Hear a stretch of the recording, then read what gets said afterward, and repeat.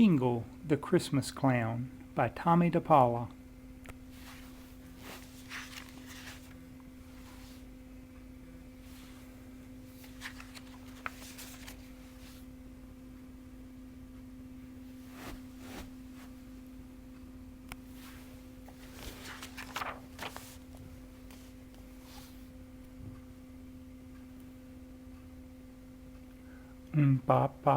Papa, rat-a-tat-tat, rat-a-tat-tat.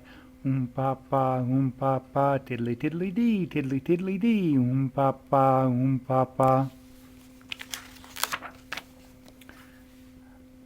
Nothing sounded happier to Jingle than the music of the band filling the air as Il Circo Piccolo, the little circus, traveled across the countryside.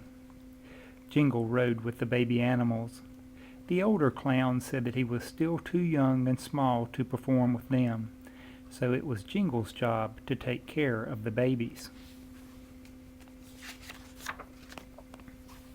Frick-frack, smick-and-smack, be still, he called to the baby monkeys, who were jumping back and forth between Sparkle the pony and Peta the donkey.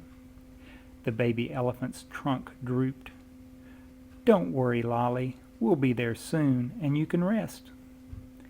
Every year, Il Circo Piccolo stopped at the same village before going on to the big city, where it performed from the day after Natale, Christmas, until Capodanno, New Year's Day. On the Vigilia di Natale, Christmas Eve, there would be a special show for the village. It was Jingle's favorite night. All the villagers, young and old, laughed and clapped and cheered.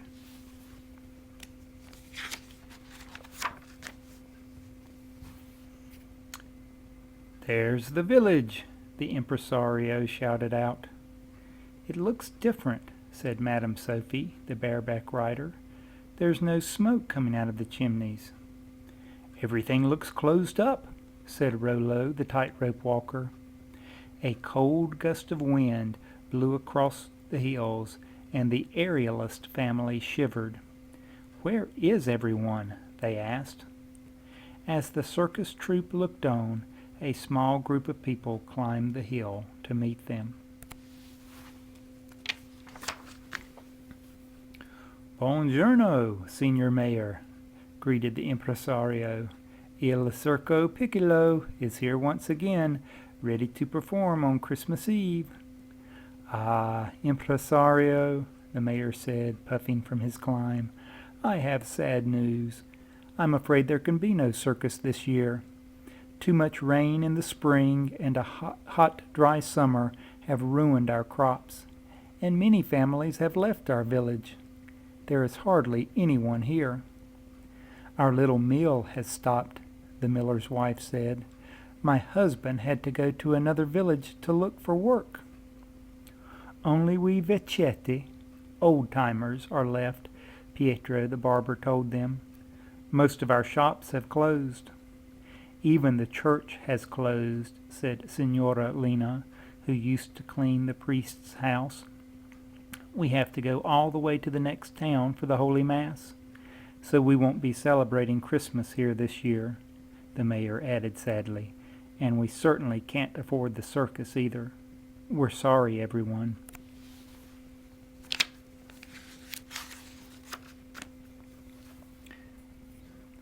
This is terrible, the impresario said. What shall we do? Asked the clowns, Toto and Clipo.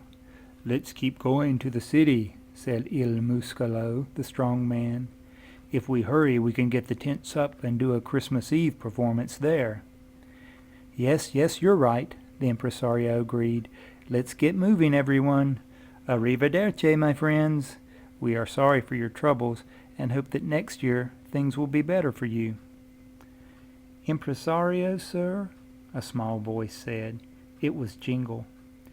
What is it, Jingle? The impresario asked. The baby animals, signore. They are too tired and too small to go all that way now. We have been traveling all day. Can't we rest here tonight and go tomorrow? If we wait, we'll lose too much time, Il Muscolo complained. Let Jingle stay here with the babies. We can come back for them after the Christmas Eve performance, Madam Sophie suggested. It's only the day after tomorrow, said Toto and Cleepo. Will you be all right, Jingle? The impresario asked. The little clown nodded sadly.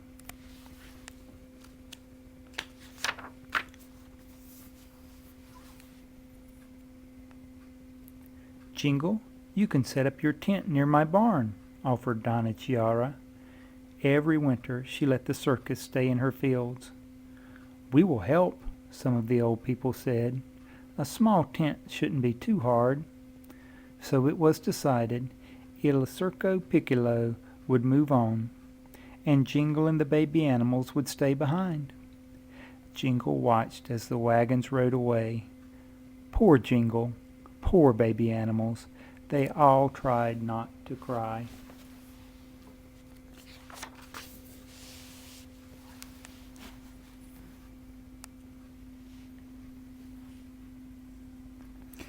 In no time, a small tent was pitched for Jingle and the babies, and their wagon was parked nearby.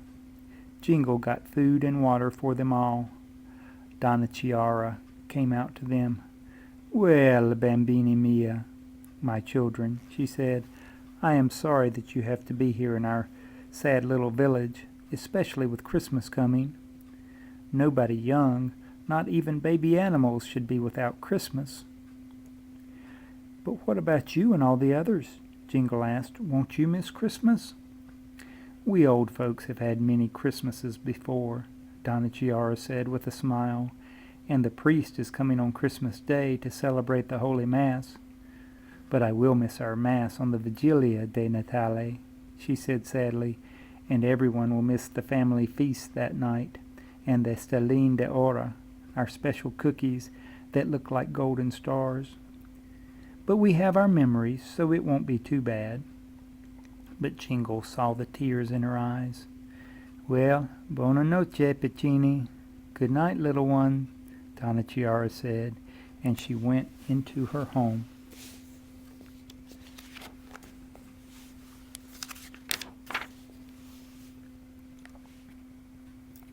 Now Jingle began to feel sorrier for the villagers than for himself and the baby animals. It's so sad, babies, Jingle said to the animals. I can't even imagine no Christmas. I wish there were something we could do for our friends. The baby animals gathered around him. Arthur and Bowsy, the puppies, hopped up onto Jingle's lap.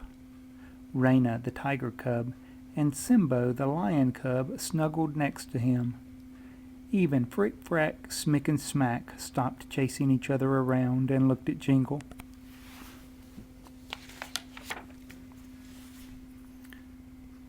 Suddenly, Arthur and Bowsy jumped down and began to dance around like the big dogs.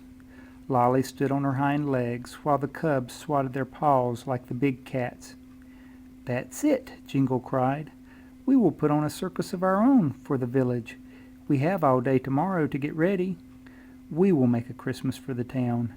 Everyone sit still now and let me think.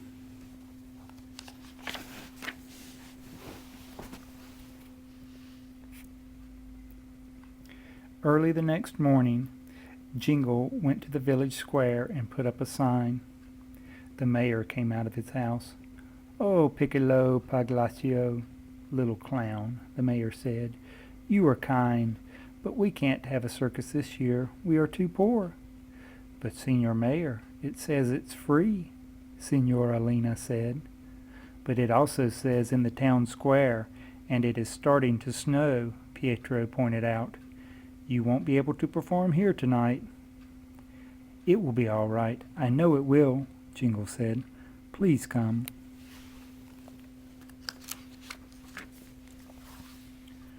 Ah, Jingle, Donna Chiara said, when Jingle told her what he and the animals were going to do. You have such a big heart. Caro mio. I shall help too. I can sew your costumes. Donna Chiara sat and sewed while Jingle rehearsed with the baby animals. Outside, snow fell all day long. I know it will be all right. Jingle kept telling himself. I know in my heart we mustn't give up. Now, once more.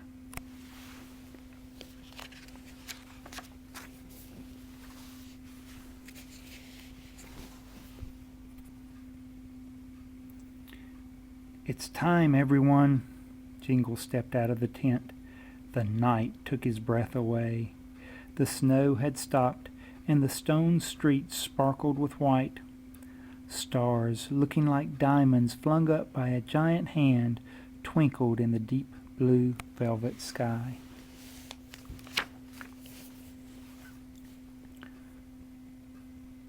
Donna Chiara walked to the town square with Jingle and his troop. Lolly swept away the snow in a big circle.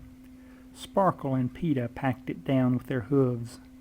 The monkeys climbed all over the place putting up ropes. Time to put on our costumes, Jingle called. Next he took the instruments out of the trunk and gave them to the monkeys. Then the little troop marched around the square, banging the drums and tooting horns. Donna Chiara knocked on doors and shutters. Slowly, one after another, shutters opened and then doors. The villagers came out of their houses, and Jingle's circus began.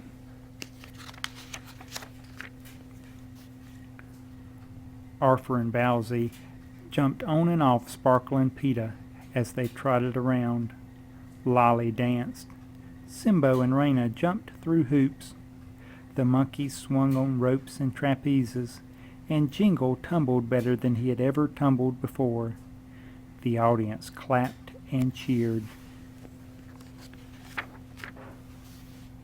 And now, friends, our finale, Jingle announced proudly. The baby animals formed a pyramid. Jingle gave each of them a candle, and there in the middle of the square stood a living Christmas tree. One by one, the villagers went into their houses and put lighted candles in their windows.